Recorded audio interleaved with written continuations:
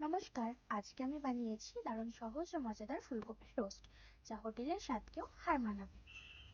প্রথমে ফুলকপিটাকে মাঝারি সাইজে কেটে একটা পাত্রে তুলে নিয়ে কড়াইয়ে কিছুটা পরিমাণ জল দিয়ে জলে কিছুটা লবণ দিয়ে 3 থেকে 4 মিনিট ফুটিয়ে নিন। এতে গন্ধ চলে যাবে ও নরমও হবে।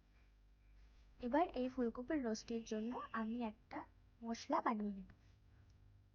মশলা বানানোর জন্য 3 থেকে 4টি কাজু, চারমগজ, পোস্ত ও টক দই দিয়ে একটি পেস্ট বানিয়ে নেব।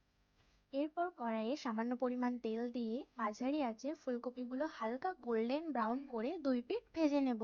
ভেজে একটা পাত্রে তুলে রেখে দেব। ভাজার সময় কিছুটা পরিমাণ হলুদ দিয়ে দেব।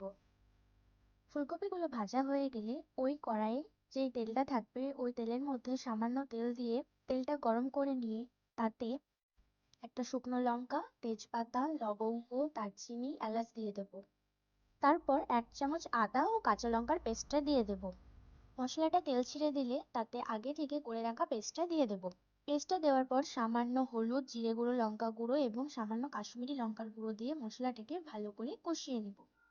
এই মশলাটা দেওয়ার পরেও যখন তেল ছেড়ে দেবে, তারপর আগে থেকে ভেজে রাখা ফুলকপিগুলো দিয়ে দেব। কিছুটা পরিমাণ মটরশুঁটিও দিয়ে দেব। এবার ভালো করে কষিয়ে নিয়ে জল দিয়ে ঢেকে রাখবো। মাঝে একবার ঢাকনা খুলে দেখে নেবেন। তারপর ঢাকনাটা খুলে ভালো করে নাড়িয়ে ভালো গন্ধ ও স্বাদের জন্য সামান্য পরিমাণ ঘি ও গরম মশলার গুঁড়ো দিয়ে দেব। রেসিপিটা ভালো লাগলে লাইক আর সাবস্ক্রাইব করতে ভুলবেন না। পরের রেসিপিটা আপনি